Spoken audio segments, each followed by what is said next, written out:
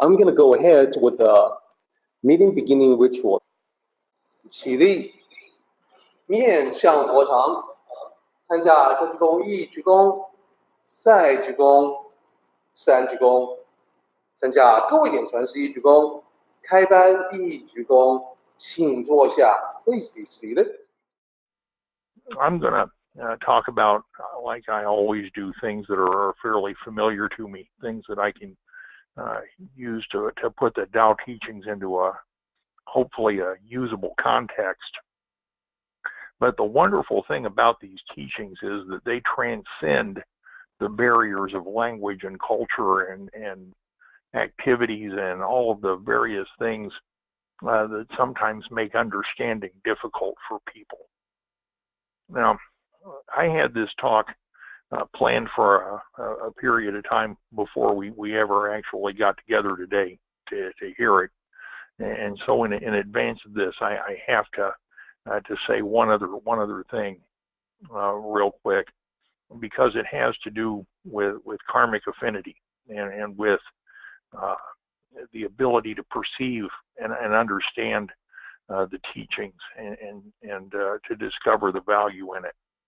I had an opportunity to have a conversation with one of my Tai Chi students a couple of days ago that was actually remarkably salient in that regard. This person is she comes from a background that has no spiritual path whatsoever, and so her exposure to any form of spirituality is sorely lacking in her life, and as a result of that, and her own life experience and her own thoughts and beliefs and values have brought her to a point where she basically denies the existence of any kind of spirituality at all. And she inquired about that in class the other day. The other thing that occurred concurrently with that event was that one of our good friends and next door neighbors passed away, and the funeral for him was on Saturday. And of course that almost bred some of the questions that I encountered in class following. It seems that those events tend to ignite the curiosity in the uninitiated and the uneducated, and sometimes even in those of us who are attempting to find the answers for those things. And so, as she asked about the nature of those things, and one of the things that I said was a quote from the New Testament, in which Jesus' disciples encounter a group of people engaged in a funeral on the day before the Sabbath, which in the Israeli traditions, I believe, was on Saturday, and it by Jewish law, you're not allowed to work on the Sabbath day, and those sorts of activities have to be tied up before sunset on the day prior. And it was getting close to that time of the day, and the disciples inquired as to whether or not they should lend a hand so that the law and prophets would be adhered to. And Jesus' response to them was, "Let the dead bury their dead. Let the living tend to the living." And she didn't understand what that meant. And so I explained to her that in some cases, until there's an awakening or an understanding, that we exist in a state of that spiritual death, where we don't perceive or understand that the human being as a whole transcends the physical existence and goes far beyond the comprehensions of the mind. That there is a part of us that we can't really explain, that we know transcends both birth and death and this life. And we call that our true self or Buddha nature. Some traditions refer to that as the soul or the spirit. There are as many terms for it as there are varying in sundry cultures and people that contemplate their own existences, but they all point to the very same thing. And it is within that spiritual awakening that we move from the perspective of spiritual death to spiritual life. When it comes to the cultivation of the Tao teachings, to the understanding of the higher set of answers, if you will, having the affinity for those teachings, the ability to perceive and contemplate those answers and render opinions and thoughts based on what we believe and what we understand at the time is a huge part of being able to see the value in cultivating the Tao. And not everyone can do that all at the same time. Now, I have no doubt that the person I was talking to is going to achieve that awakening at some point. I believe the affinity exists, or she wouldn't be in the Tai Chi school. But she isn't at a point in her life yet where she's able to fully grasp the possibility of the transcendent nature of this life. So why is that important when I'm going to give a talk about giving today? Well, it's important because all of us who cultivate the Tao teachings have opportunities from time to time, both to explain to others and, more importantly, to demonstrate to others what cultivating the Tao does for us, to us, and with us. And not everybody's going to understand that when they see it. Not everybody's going to understand it when it's explained to them. Not everybody's going to grasp it. And an awful lot of the people that encounter it are going to run from it, or laugh at it, or tell us to our faces that we're patently insane. And I've encountered all of those responses over the years. But that's okay. That simply means that at this point in their lives, they lack the affinity for the Tao teachings. It does not mean at some point in time in the future that they won't acquire the affinity for it. And whether that happens in this lifetime, the next lifetime, or 10 lifetimes from now, needs to be an irrelevancy. The fact that we don't think somebody's ever going to get it really isn't the point. The point is that we provide the opportunity for them to get it and allow nature itself to govern when that occurs and how. Just a little something to put in your pocket for when you need it. So, well, and of course now the technology is going to argue. We all know that Christmas is upon us. It seems like every year this happens earlier and earlier. I swear to goodness, before Halloween came around this year, the Christmas stuff was up in every store that I walked into. And, you know, of course, I work for Simon Property Group.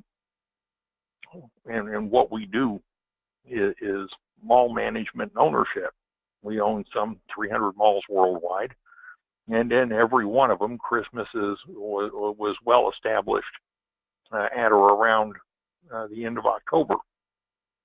And ever since then, we've been counting the shopping days and watching the displays come up. And, you know, shortly after Thanksgiving dinner is served, you know, Santa Claus rides down whatever, I think it's Broadway in New York City with the Macy's Thanksgiving Day Parade. And the whole thing starts up for another year.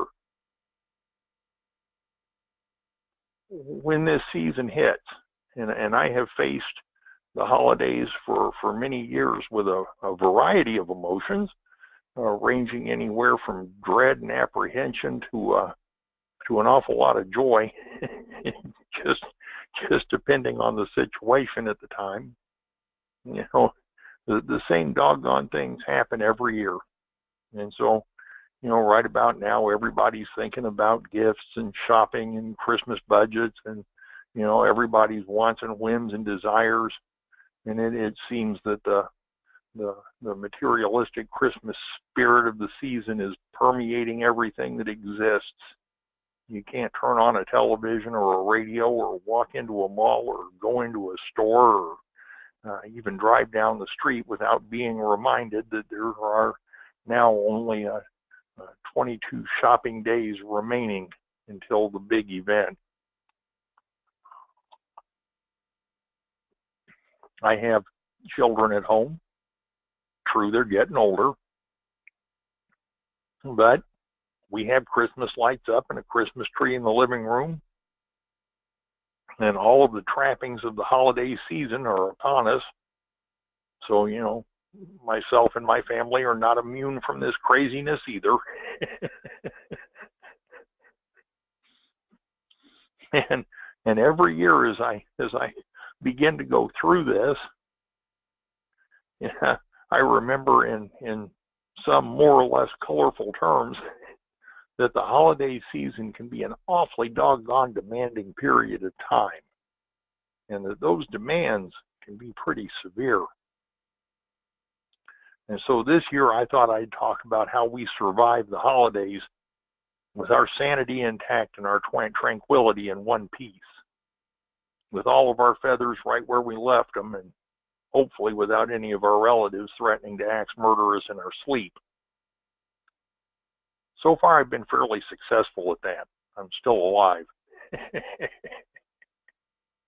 I hope you guys find my rather black-hearted sense of humor amusing.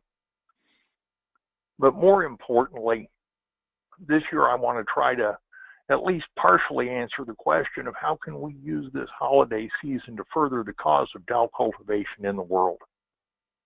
I haven't approached this question yet. I talk about the holidays most every year, about us being the people we ought to be, about us doing the things we ought to do, about us applying a bit more compassion and kindness all year to the lives that we live, where we should have utilized those teachings all along.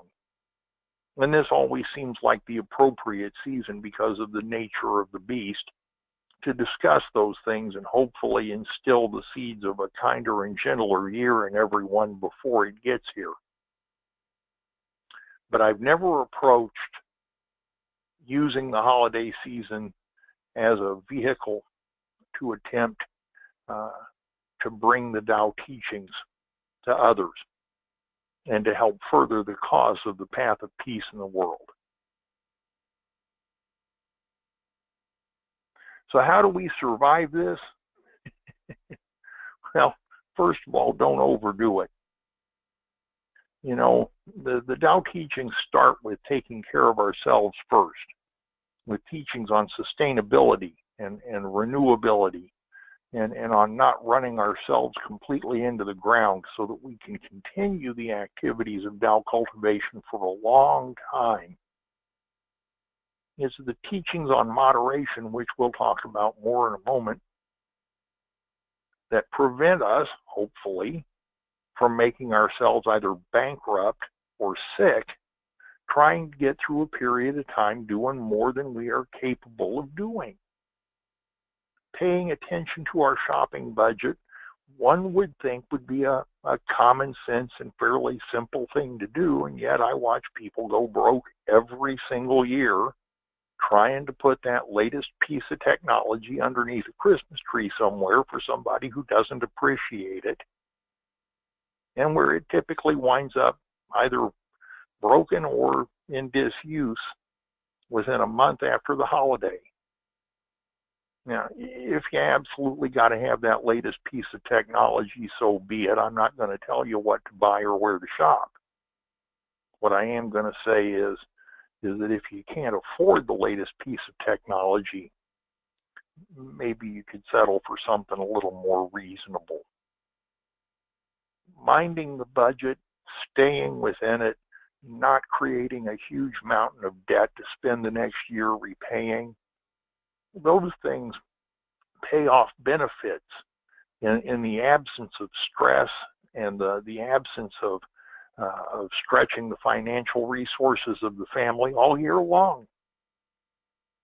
And while we all want for our children to be happy and we all want to see the glowing smiles on the faces of our families, we shouldn't be obligated to go to the poorhouse to do it. We need to maintain peace in our homes and in our minds and in our hearts. You know, family gatherings in general tend to be fairly high-stress events sometimes, and compressing a whole bunch of competing personalities together at one high-stress period of the year in a single location can be extremely tense. And it isn't that we don't love the other people. We love them to pieces. It isn't that we don't want to see them. We don't see them very often. We love to see them now and again. But in any large group of people, you wind up with some conflict. You wind up with some personalities. You wind up with some egos. Sometimes you wind up with way too much liquor.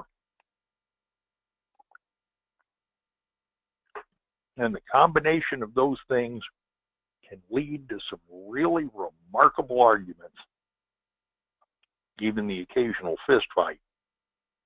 I have never actually been suckered into a fist fight that way, but I've seen a couple. It is astounding. We preach peace on earth, goodwill to men, and we invite all our relatives over to the house and watch them beat each other senseless. Oh well. When we get done with all of the socializing and all of the obligatory visits and gift exchanges and parties and carrying on that goes along with the holidays, at the end of each one of those days, we need somewhere to find shelter, peace, renewal, the absence of some stress if we can get it, and people that are actually happy to see us come through the front door. If we can maintain that in our own homes, we've done a wonderful thing. And I have managed to do that for several years now. When I come home, the thing that makes me the happiest is to see my son and my daughter waiting on me, and my wonderful wife, you know, either busying herself about the house or sitting on the couch.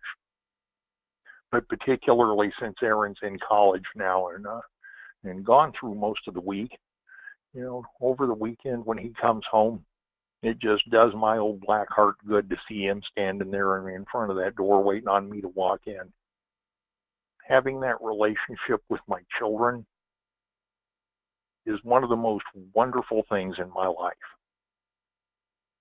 And having that relationship with my wife is the anchor for my life. And so my home, for me, is my place of peace. It is my shelter from the rest of the world. It is the place where I can go, where nothing can hurt me, nothing can bother me, and pretty much everybody that's there wants to see me walk in. And that's a wonderful thing to have. If you do not have that in your life, that is something you need to cultivate starting now. Part of taking care of ourselves, part of the sustainability of the Tao teachings, is refining our own lives first and spreading those refinements to the family, then to the village, then to the country, then to the world. And my family, as a whole, does not necessarily follow my path. Aaron is beginning to, which is great. I think Samantha probably will. But my oldest daughter, my oldest son, and my wife have kind of gone their own way, and that's okay. Still, within this home, the spirit of peace and the knowledge of the Tao pervades. And it is a peaceful, happy, joyful place to be. I wish that for all of you. I will suggest that over this holiday season, we all utilize some compassion and some kindness, because there will be opportunities aplenty for us not to.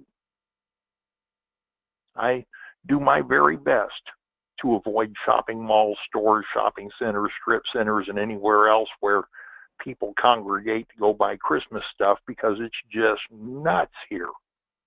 And for the next 22 days, it's going to be worse. And I know I have to do it, but I literally will put this activity off until 3 o'clock in the morning on Christmas, go find whatever store is open then, and try to do my shopping when nobody else is there, because of the craziness that exists in those places during the day. Oh my goodness. And you would think that somebody that's as enormous as I am wouldn't have the kinds of problems with other people pushing and shoving and what have you that people run into in those places. But apparently my size means nothing to a 4-foot tall woman who wants that toy robot that I happen to be standing in front of. And I'm happy to move as it is. Oh my gosh. I cannot overstress the necessity for utilizing compassion and kindness at this season of the year, because there are going to be enough stressed out people out there that compassion and kindness is going to be in short order. And there are going to be those out there who have been overlooked all year long. Those who are less fortunate than many of us have been, who could use a little compassion and kindness themselves. It's important for us to try to be the bigger person, to not get sucked into controversy and debates, to try and ease the stress and suffering of others. I don't know about where all of you live, but here in Indiana in the winter, it typically gets pretty cold.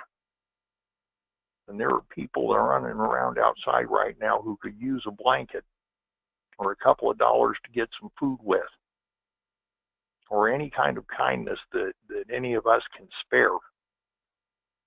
And if you have folks like that nearby where you are, this is a good time to start occasionally reaching out that hand of assistance. It's the right thing to do. More importantly, keep in mind that giving is not always necessarily a material thing. Sometimes the best gifts in the world are intangibles. You meet somebody on the street, you give them a big, genuine smile, a warm greeting, a measure of dignity, respect, and courtesy. Maybe you hold a door open for someone who's carrying a lot of packages. Maybe you help someone who's having trouble with whatever it is they're trying to carry. Perhaps you just say hi without causing anybody else any more stress. Or maybe we don't allow the stressed out person that's in front of us to cause us a bunch of stress. We respond with a little more gentility and a little less aggression. Maybe we take some time to reconnect with our family and our friends, to actually pay attention and listen as they tell us about their day, to re-involve ourselves in the lives of people that we care about and that care about us, instead of just taking them for granted and assuming that they're always going to be there. Maybe it's the time to tell one special person out there somewhere how much you love them and care about them, whether you're married to them or not. Because these opportunities don't last forever. We think they do. We look at all of these people in our lives, and we assume that they're going to be there forever, and so will we. But the truth is, it only takes a second for this life to end. And when that happens, those opportunities evaporate. To take advantage of them while you have them, or create them if you don't. When you give, never give with the intent of receiving. Giving with attachments, whether they're spoken or unspoken, is not really giving. If we keep score, if we're hoping that because we got Junior's sister the new pair of tin-toed socks, that we're going to get the new laptop, and we get all bent out of shape when we don't, then we have not aligned ourselves with the Tao teachings, nor have we given appropriately. Attachments and desires always bring suffering. Attachments and desires in this context bring big-time suffering. Avoid the whole thing. Okay? Give what you can. Be happy for the other person. And don't expect anything from them. That way you can be pleasantly surprised if it happens. And sometimes, sometimes the gift of your time and attention is worth more than anything. I realize this is a reprise from the other slide, but this is too important to bypass. Okay? This is a wonderful time to think about giving the gift of yourself, to reconnect with your old friends and relatives, to end and mend old conflicts. Maybe sit down with your grandparents and listen to stories about the way things were, when they were young. My Aunt Elizabeth, who was older than dirt, apparently, I know this because my daughter once told me that I was alive when the dinosaurs were still here, and my Aunt Elizabeth was older than me, actually remembered before powered flight and before cars. And I had an opportunity one afternoon before she passed to sit down with her and listen to her talk about those times, and about the Great Depression and the Second World War and all sorts of things. She had lived so long and seen so much that I was absolutely enthralled with a few hours of just drinking coffee and listening to her talk about her life.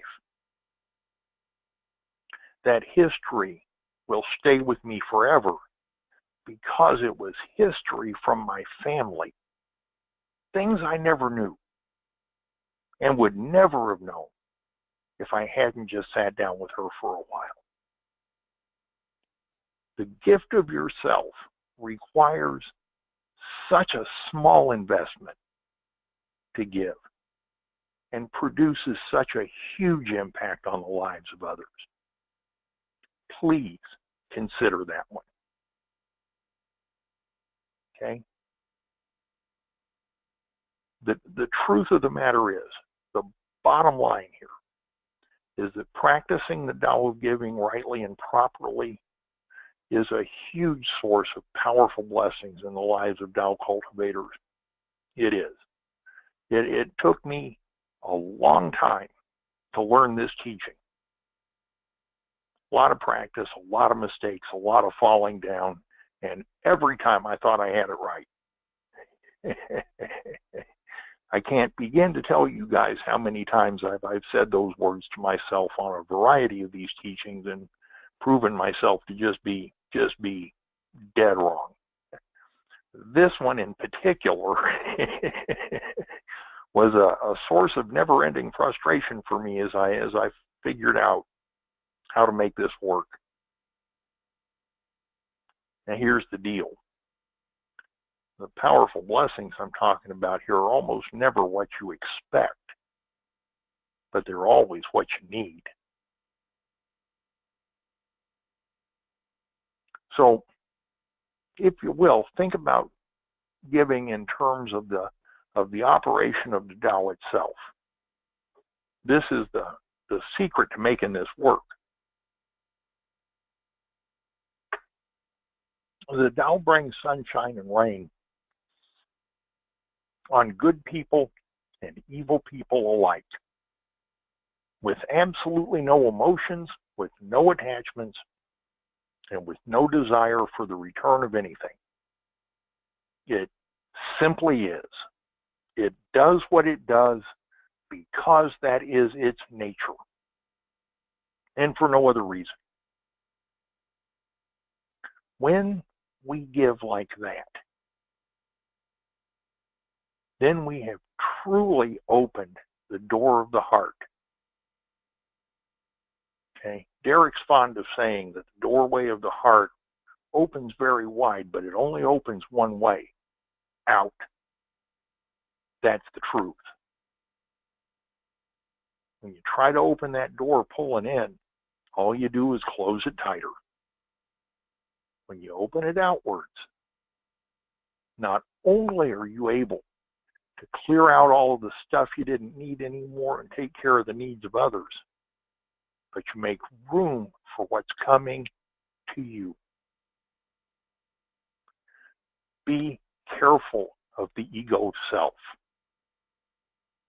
During the holiday season, it is so easy to fall victim to the illusions, delusions, and traps of the ego self.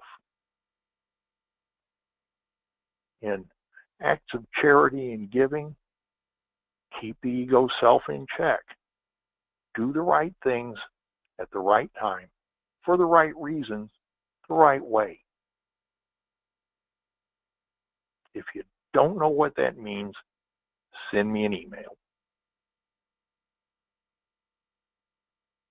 Moderate all things. No matter how insignificant that may seem at the moment, moderation is the key to success in everything.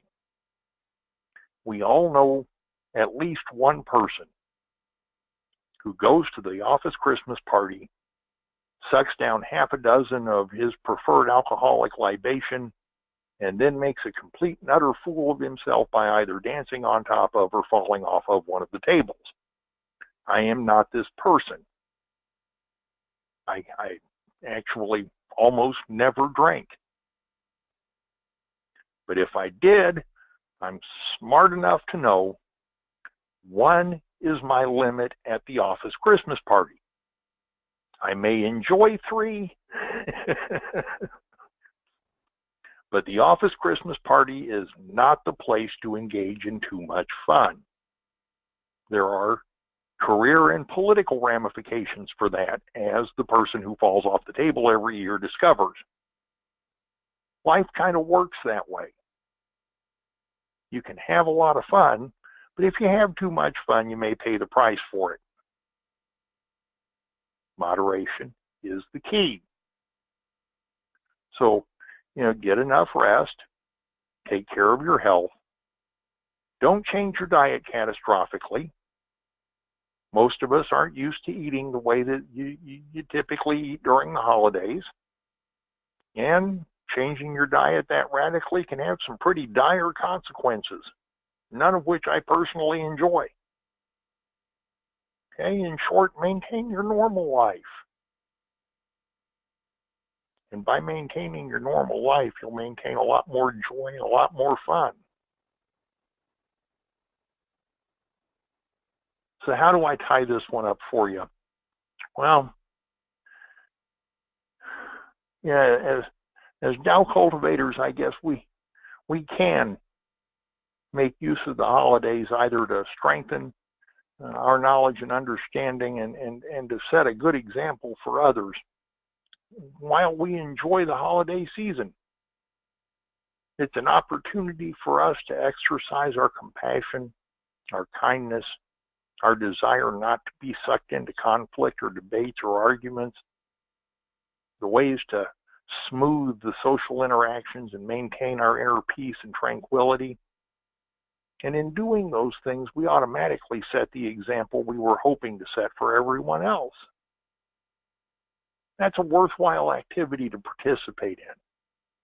If we can manage to keep our ego selves in check and use moderation in our activities, then we can actually survive with enough of ourselves intact to enjoy the arrival of the new year and maybe not require a week's vacation afterwards to recover. And absolutely never use giving as a transactional opportunity. Okay? That's just not how it works.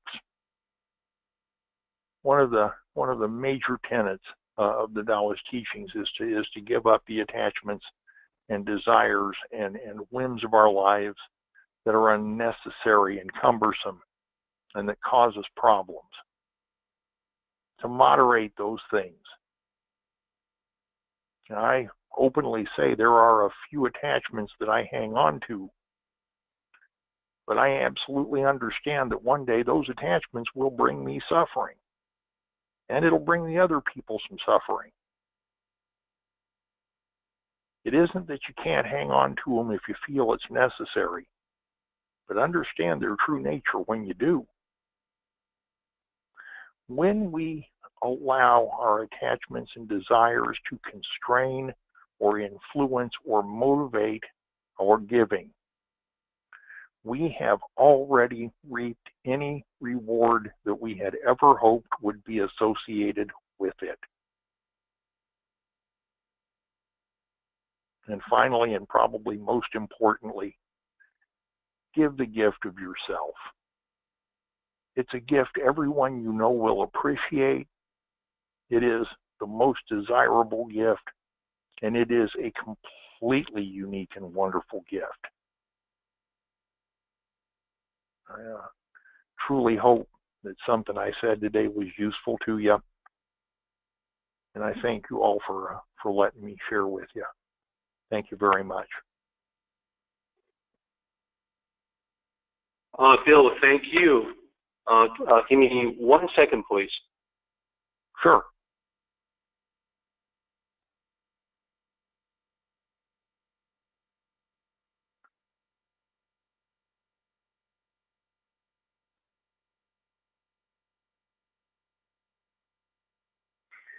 Okay, Bill. Hey, I'm back with you. Thank you for that. Thank you so much.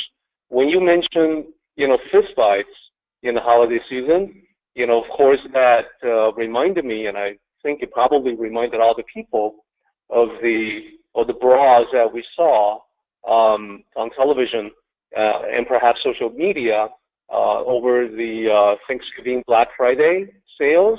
The doorbusters become like, the headbusters as people scramble over one another trying to get at the new television set at a steep discount. I actually didn't see any of that. I didn't see a bit, but I'm sure it happened. Yeah. I think this year actually less than previous years, and maybe that's a good thing. I can see that Cyber Monday has an advantage over Black Friday in that when you fight over deals for Cyber Monday, you can't punch somebody else or try to get something away from them with brute physical force. So thank goodness. They have that. Yeah. So Bill, commentary from Tim.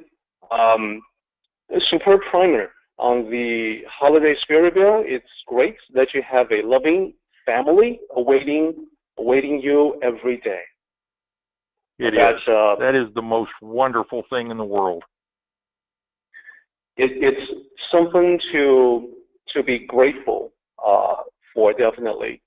And I also wanted to mention, Bill, that recently I've been watching some Christmas movies because, it is, of course, that time of the year. I wanted to foster more of that holiday season spirit. So, and it's interesting to watch Christmas movies from a Tao perspective. Sometimes I see wonderful examples that are in accordance with the Tao of Giving. Other times, when I watch these movies, I see sort of a tendency or an emphasis that is maybe not in accordance with the Tao of Giving. And what I mean by that is that oftentimes the emphasis is being placed on buying gifts, buying toys for kids, buying gifts for adults. Because you can easily step over a line to get into the territory that suggests that money can solve all problems. And unfortunately, in life, we know that's unfortunately not true. Money cannot solve all problems. So it's cool, it's great when these Christmas movies give examples of how people can give something that's maybe not a present that you buy in a store, and yet becomes, all that much more meaningful to the recipient.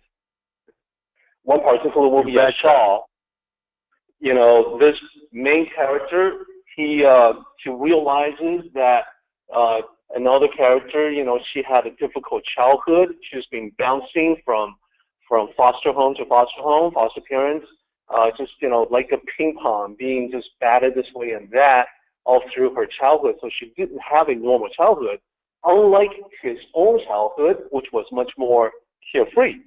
So the gift that he gave to her was to take her out in the snow to play in the snow. Because that's what you do when you have this carefree, quote-unquote, normal childhood, and you take that for granted. You don't realize that maybe there are kids out there who's never had that. So, that I thought was a great example of giving that's over and beyond, what you would like spend money for.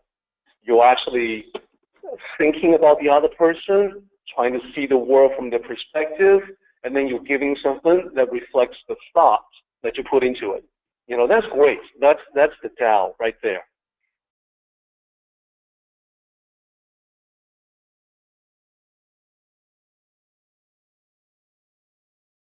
Let's go ahead and do the meeting ending ritual, everybody.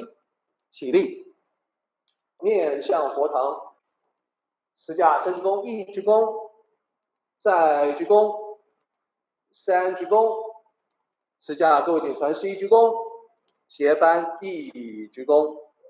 Well done, everybody. Thank you so much.